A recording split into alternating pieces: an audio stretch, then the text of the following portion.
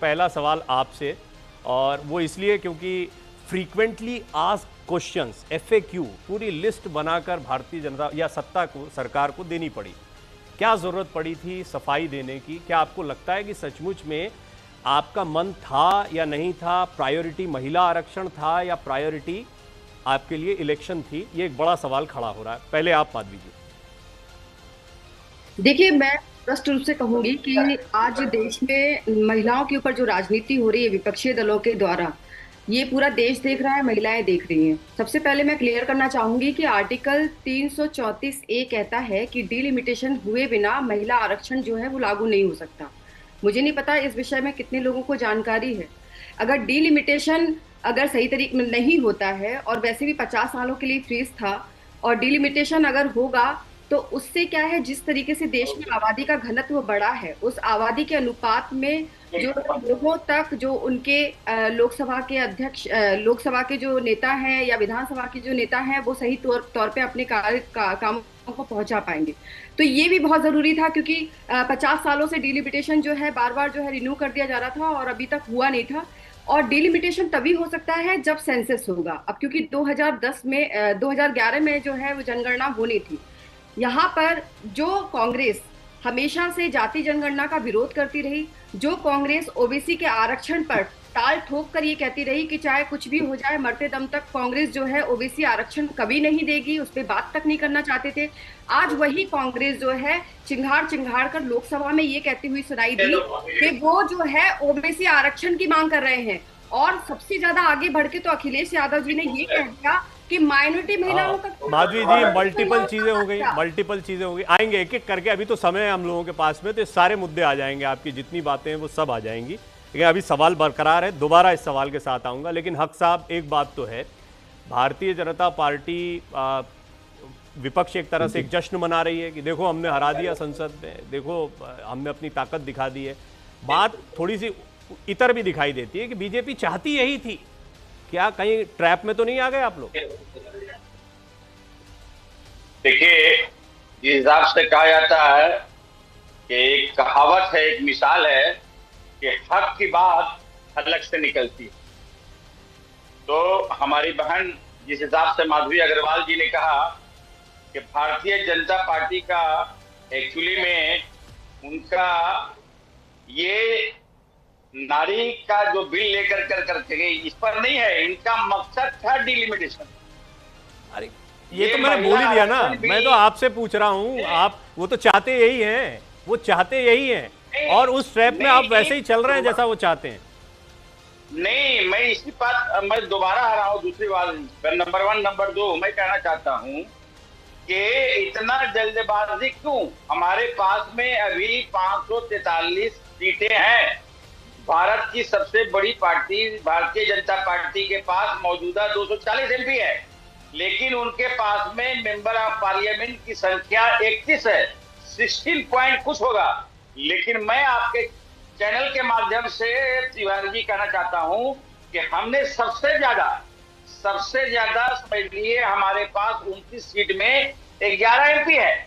हमने 39% जो है एमपी दे के रखे हैं, और हमारे राज्यसभा में 56% है। राज्यसभा के हमारे सदस्य 13% है, 13 सीट है, जिसमें हमने ऑलरेडी 5 दे के रखे हैं। तो सोच लिए 56% है, नंबर 1। नंबर 2, मैं कहना चाहता हूं कि पश्चिम बंगाल की मुख्यमंत्री हमारी कौन है? आदरणीय ममता बनर्जी है, वो महिला है। आप आइए, आप देखिए हमारे पॉइंट क्या है सर? हक साहब, मैं यही तो पूछ रहा हूं कि आप लोगों को ये सफाई देनी पड़ रही है, सारी बातें कहनी पड़ रही है, महिलाओं के साथ आप कितने खड़े हैं, यही तो लाकर खड़ा कर रहे थे वो आपको। 100% भारतीय जनता पार्टी समझिए महिला आरक्षण बिल लेकर करके समझिए वो पॉलिटिक्स कर रहे हैं, राजनीति कर रहे हैं, लेकिन महिला के साथ में हम लोग हैं। ठीक है, चलिए मैं आऊंगा इस पर, क्योंकि देखिए राजनीति तो कर ही रहे हैं, राजनीति तो सभी कर रहे हैं, आप भी कर रहे हैं, राजनीतिक दल है तो राजनीति तो करेंगे ही। अब इस राजनीति में कौन कमाल की राजनीति कर रहा है और किसका फायदा होने वाला है, यही तो समझना है आज की डिस्कशन में। चंदन जी, अब आप वेल सेटल्ड दिख रहे हैं, बड़ी देर से आपको थोड़ी सी चुनौती आ रही थी यहाँ बैठने में, लेकिन अब आप मुझे बताइए, यही सवाल आपसे, क्योंकि आप लोग तो एक ही नाव में सवार हैं, क्या तृणमूल कांग्रेस, हालांकि आपका विरोध रहेगा वहां पर इस मामले में बीजेपी ने एक साथ कर दिया, एक जगह पर कर दिया, और आप लोग महिला विरोधी हैं, महिलाओं के आरक्षण के खिलाफ हैं, आप महिलाओं का भला नहीं चाहते हैं। बीजेपी की, प्रधानमंत्री मोदी की इतनी बड़ी मंशा को आपने झटका दे दिया। ये सारा मैसेज दिया जा रहा है। प्रधानमंत्री मोदी तृणमूल कांग्रेस ममता जी के बारे में उतना नहीं बोल रहे जितना आपके बारे में बोल रहे हैं। बात तो यही होगा, वो हम लोग के बारे में ही बोलेंगे, लेकिन मोदी जी के थोड़ा हिस्ट्री चर्चा करना पड़ेगा। ये हिस्ट्री में पहला प्रधानमंत्री हम लोगों का ही है। पहला जो चीफ मिनिस्टर नंदिनी सतपथी जी, ओडिशा हम लोगों का नेबरिंग स्टेट वहीं से है। तो ये मामला मतलब 60 डेकेड से शुरू हुआ, दशक से शुरू हुआ, अभी चलते रहा। राजीव गांधी का टाइम में पहला वुमेन एम्पावरमेंट मिनिस्टरियल फॉर्म बने। तो बात ये हुआ तो हम लोग कोशिश किए, हम लोग स्टार्ट किए, हम लोग lower level third tier management जो है पंचायत से म्यूनिसिपैलिटी, वहीं पे 33% रिजर्वेशन हम लोग किए। तो अल्टीमेटली जो स्टार्ट किए तो हम लोग किए, गीता मुखर्जी कमीशन हम लोग बैठाए। तो अल्टीमेटली हम लोग कोशिश किए, हम लोग किए, जिससे इन लोग एक स्टार्टअप। लेकिन बात मैं क्या होता है चंदन जी, जब मैं ऐसे पैनल डिस्कशन करता हूं तो उसमें मैं पार्टी का सेंस लेता हूं, क्योंकि प्रवक्ता होने के नाते आप लोगों को भी ये जानकारियां दी जाती हैं या जिम्मेदारी दी जाती है कि भैया ये वाली बात को रखना है पुरजोर तरीके से। और अभी तक मैं देख रहा हूं, चाहे हक साहब हो या आप हो, दोनों की तरफ से ये चीजें दिखाई जा रही हैं कि हम महिलाओं के कितने हितैषी हैं, आज तक हम महिलाओं के लिए कितना काम करते रहे। अब मैं आऊंगा चंदन जी, इसी पे आएंगे, यहीं से शुरू करेंगे एक एक करके। पहले पैनल में देखिए आप, गार्गी जी भी हमारे साथ हैं, और मैंने उनको अंत में इसलिए रखा क्योंकि वो सुन ले, मुस्कुरा भी रही थी बीच बीच में वो, तो आप तीनों पार्टियों के विचार सुन लें, उसके बाद वो अपनी बात रखें। गार्गी जी, अभी ये बताइए यहाँ पर एज किसके पास में है, क्योंकि ये अभी 50-50 है, नतीजे नहीं आते तब तक किसी का गेम कुछ समझ नहीं आएगा, कौन भारी पड़ा कौन नहीं पड़ा। लेकिन दांव तो बीजेपी ने खेला, इसमें कोई दो राय नहीं। जी ओके, धन्यवाद आपको बुलाने के लिए। देखिए मोदी जी, ये सही हो सकता है कि पार्लियामेंट में हार गए हैं, पर सड़क पर नहीं। ये संसद से सड़क की लड़ाई है, तो ये लोग समझ नहीं रहे। और कांग्रेस से मेरा एक प्रश्न है, कांग्रेस से, कि आप लोगों ने तो 2010 में तो राज्यसभा में पास हो गई थी ना, पारित हो गई थी महिला आरक्षण बिल, तो वो लोकसभा में पेश क्यों नहीं कर पाए थे भाई साहब? तो क्यों लैप्सी हो गया?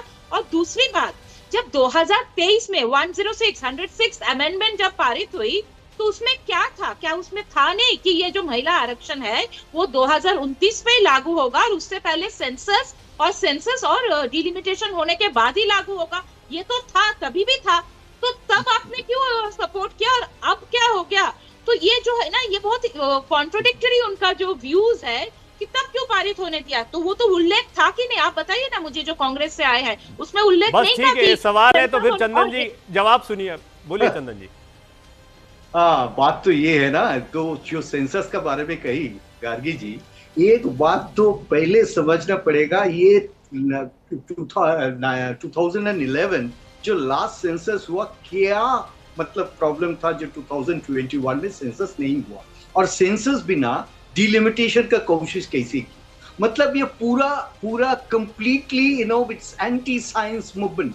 ये तो सोचना पड़ेगा, आपका पॉपुलेशन साइज क्या है, आपका महिला संरक्षण करने जा रही है, लेकिन महिला कितना, what is the population size of the women, ये भी आपका मालूम नहीं है। आप कुछ मालूम अरे नहीं है। यही तो वो कह रहे हैं, अब वो यही कह रहे हैं आने वाले समय के लिए। उनका पॉइंट भी यही है। अभी आप जब गार्गी जी ने सवाल रखा तो आप वहां चले गए, और उस समय पर आप यही खड़े थे जहां बीजेपी खड़ी है। वही कर रहा हूँ पति जी, जो अभी सेंसस आप जिसका ऊपर जाके ये डिलिमिटेशन कीजिएगा, तो that was the movement, secret movement of delimitation. Delimitation करने के लिए आपको एक साइज ऑफ पॉपुलेशन का मालूम होना चाहिए। ये साइज ऑफ पॉपुलेशन उनका मालूम नहीं है। 2026-27 में अगर हुआ तो इतना साल क्यों नहीं हुआ? ये तो क्वेश्चन। अच्छा, मेरे मन में बहुत सारी चीजें आ रही हैं कि मैं बोलूं, लेकिन इतना अच्छा पैनल बैठा है तो आप लोगों को सुनूंगा। माधवी जी आपको सुन रही थी, कुछ कहना भी चाह रही थी। माधवी जी, एक ही सवाल बार बार आ रहा है, मैंने पहले भी पूछा था। डिलिमिटेशन छद्म रूप से आपका मेन